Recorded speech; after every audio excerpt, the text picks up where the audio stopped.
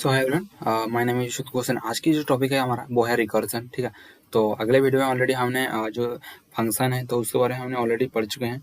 तो रिकर्जन बहुत ही important topic है। अगर मैं इंटरव्यू की बात करूं तो यार रिकर्जन से बहुत क्वेश्चन पूछा जाता है।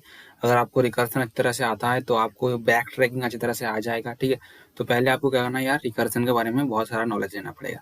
तो यार पहले मैं एक काम करती हूँ, पहले फंक्शन की जो प्रोसीड्योर है मैं थोड़ा उसके बारे में बात करूंगा, उसके बाद हम रिकर्जन पे मूव करेंगे। ठीक है, जैसे कि हम एग्जांपल करेंगे तो हमारी जो कॉन्सेप्ट है वो बढ़ता जाएगा।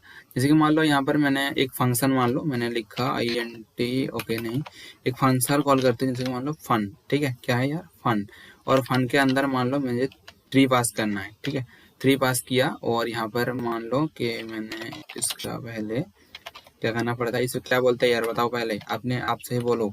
इसे बोलते हैं यार फंक्शन, इसे कहते हैं फंक्शन डिक्लेरेशन, इसे कहते हैं फंक्शन कॉल, और जो हम उसकी डिफाइन करेंगे उसे कहते हैं फंक्शन डिफाइन। ठीक है, तो बेसिकली वो बताइए। ठीक है, उसके बाद वॉइड फन। ठीक है, फन और कुछ भी वैल्यू मान लो, मैंने मान लिया n। ठीक है, और देन इसका डेफिनेशन, सॉरी हाँ डेफिनेशन। ओके, तो बेसिकली हुआ ऐसा होता है। ठीक है, अगर मान लो मैं कुछ यहाँ पर मान लो मुझे लिखना है सी आउट n। ठीक है, n, और उसके बाद मैं क्या कर रहा हूँ। ठीक है, अगर मैं ऐसा रन करूंगा तो क्या होगा, पहले सोचो यार। पहले आएगा यहाँ पर ये फंक्शन ये कॉल करेगा और डायरेक्टली वो n को प्रिंट करा देगा। ठीक है ना, अगर मैं डायरेक्ट रन करूँ 3 आंसर आने वाला है। ठीक है ना, देखो यार यहाँ पर क्या आ रहा है, आंसर आ रहा है 3 आंसर आ रहा है, ओनली 3। ठीक है, अगर मान लो कि मैं दूसरा बार इस फंक्शन को कॉल करना चाह रहा हूँ तो मैं क्या करूँ, बस फंक्शन n-1 कर दूंगा। सोचो यार ऐसा लिखने पे क्या हो रहा है, बस सोचो। देखो ये फंक्शन F3 था। ठीक है, तो देखो यार यहाँ पर फंक्शन F3 था, ये F3 था, यहाँ पर आया डायरेक्टली सी आउट किया। उसके बाद देखो ये फंक्शन फिर से हम कॉल कर रहे हैं, मतलब फिर से हम कॉल कर रहे हैं। ठीक है ना, फिर से कॉल करेंगे और यहाँ पर आएगा ये n है यहाँ पर, ये तो n है ना, तो उसके बाद यहाँ पर n-1 ऑटोमेटिकली हो जाएगा, मतलब n की वैल्यू अपडेट हो जाएगी। ठीक है ना, उसके बाद काम हो रहा है। तो सोच रहे हो ना, मतलब फंक्शन को हम बारी बारी से कॉल कर रहे हैं, रिकर्सन यही बोलता है। ठीक है, रिकर्सन ये है जब हम फंक्शन को ना बारी बारी से कॉल करेंगे। ठीक है, बारी बारी से उस फंक्शन में कॉल करेंगे। यहाँ पर देखो यार फन फंक्शन था, फन को ही हम कॉल कर रहे हैं, मतलब जब फंक्शन खुद को ही कॉल करेगा बारी बारी से उसे हम बोलेंगे रिकर्सन।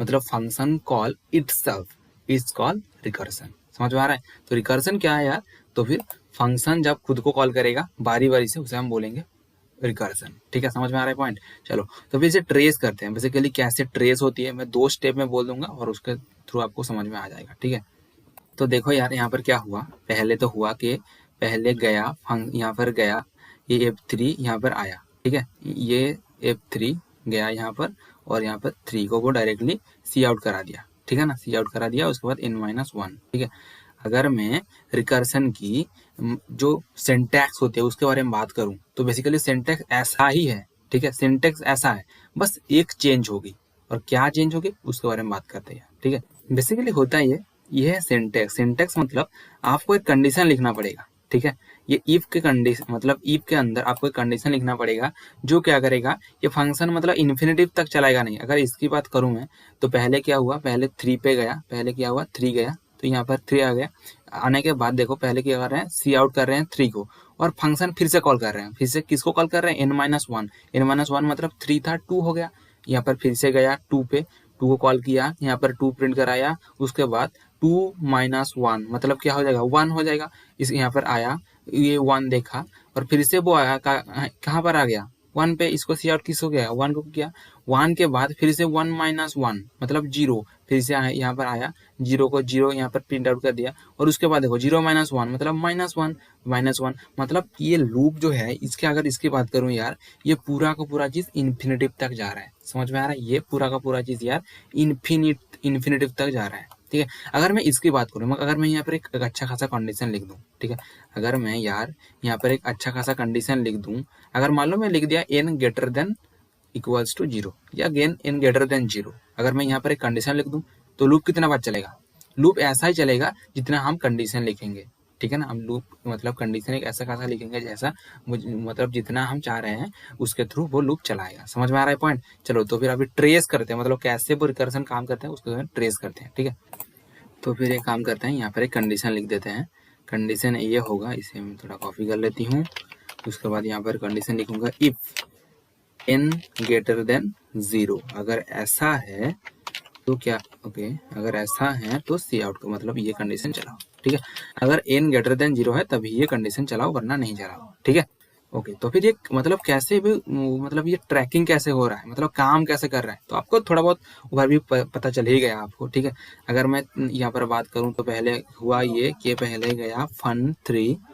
तो पहले अगर fun3 की बात करूँ, fun3 मतलब यहाँ पर आएगा कॉल, मतलब यहाँ से यहाँ तक ये जो चीज़ है यार, यहाँ से यहाँ तक काम करेगा, ठीक है। तो बेसिकली होगा ये, क्या होगा कि यहाँ पर 3 आएगा, यहाँ पर कंडीशन चेक करेगा, और ये दो जो स्टेटमेंट है, अगर मैं स्टेटमेंट नहीं बोलूंगा, अगर इसको मैं बोलूँ फंक्शन कॉल कर रहा है बेसिकली, तो ये पहले ये चलेगा, उसके बाद ये चलेगा, समझा ना। पहले चलेगा ये, उसके बाद ये।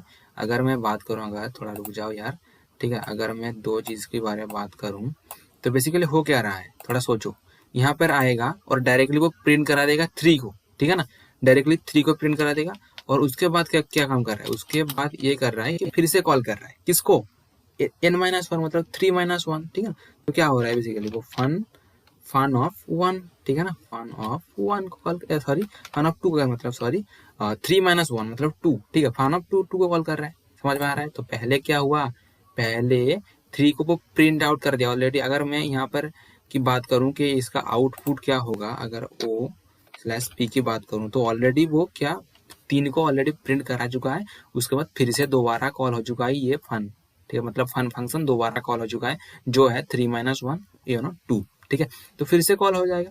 फिर से अगर कॉल, अगर यहाँ पर कंडीशन की अगर बात करूँ मैं, अगर इसकी बात करूँ तो n-0, n ग्रेटर देन 0, ठीक है, n ग्रेटर देन 0 मतलब ये 2 कभी भी 0 नहीं है, कभी भी 0 से छोटा नहीं है, 2 बड़ा है ऑब्वियसली, ठीक है ना। और ये फिर से क्या करेगा, दो कंडीशन चला देगा, ठीक है। फिर से क्या करेगा यार, दो, ओके, फिर से ये दो कंडीशन चला देगा, ठीक है। ये पहले सी आउट करेगा, उसके बाद फिर से कॉल करेगा। या अगर मैं सी आउट की बात करूं तो क्या सी आउट हो जाएगा, 2 सी आउट हो जाएगा। और उसके बाद ये fun, okay, fun of 1 call हो जाएगा, सॉरी फन ऑफ 1 कॉल आ जाएगा, क्योंकि 2-1 कितना होता है, 1 कॉल आ जाएगा, ठीक है। समझ में आ रहा है पॉइंट? ओके, तो फिर आउटपुट के अगर मैं बात करूं तो फिर इसे 2 भी आ चुका है। आउटपुट की अगर बात करूं मैं यार, तो 2 आ चुका है हमारे आउटपुट में, 3 और उसके बाद 2 आ चुका है, ठीक है। समझ में आ रहा है? फिर से 1 कॉल हो जाएगा। यहाँ पर कंडीशन की अगर बात करूं मैं तो n ग्रेटर देन 0 हाँ है, कंडीशन ट्रू है, ठीक है ना। तो ओके, फिर दोबारा कॉल हो जाएगा। यहाँ पर क्या कॉल हो जाएगा, सोचो, यहाँ पर तो फिर 1 प्रिंट हो जाएगा, ठीक है ना। यहाँ पर क्या हो जाएगा यार, 1 प्रिंट हो जाएगा। और देन क्या हो जाएगा उसके बाद यहाँ पर अगर बात करो तो ये फन ऑफ 0, ठीक है ना। यहाँ पर 1-1 बताओ, 1-1 मतलब 0। समझ में आ रहा है पॉइंट? देन क्या होगा, फिर से कॉल करेगा, ठीक है ना। तो यहाँ पर आउटपुट क्या होगा, थोड़ा सोचो यार। आउटपुट की अगर बात करूँ तो यहाँ पर ऑलरेडी 1 आ जाएगा, ठीक है। तो ये 1 ऑलरेडी हमारी 3, 2 और 1 ऑलरेडी आउटपुट आ चुका है, ठीक है।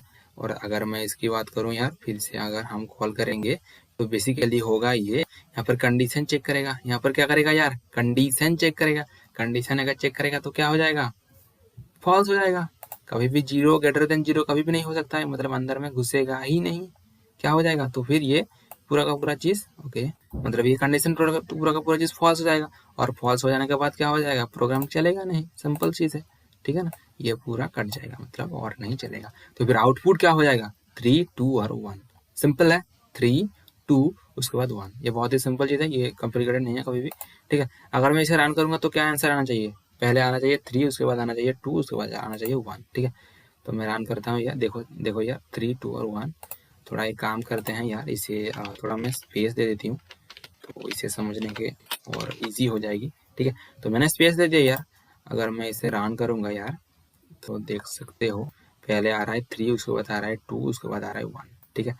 आई थिंक ये पूरा का पूरा चीज़ समझ में आ गया होगा यार, ठीक है। ये बहुत ही इजी चीज़ है, ठीक है। तो पहले आपको लिखना पड़ेगा कि एक फंक्शन कॉल करनी पड़ेगी, उसके बाद आपको एक कंडीशन लिखना पड़ेगा इफ के अंदर, ठीक है। और कंडीशन के बाद क्या करना पड़ेगा यार, कंडीशन लिखने के बाद आपकी जो मेन ये कंडीशन जो स्टेटमेंट है वो चलाएगा और दूसरे बारी बारी से वो कॉल करता जाएगा। समझ में आ रहा है पॉइंट? ओके, तो आज यहाँ पर समाप्त करते हैं। अगले वीडियो में रिकर्सन की 2 सेकंड लेक्चर आएगा, वहाँ पर रिकर्सन की बात करेंगे यार। रिकर्सन बहुत बड़ा टॉपिक है, थोड़ा बहुत अच्छे से करना पड़ेगा आपको। आज वीडियो यहाँ पर समाप्त करते हैं।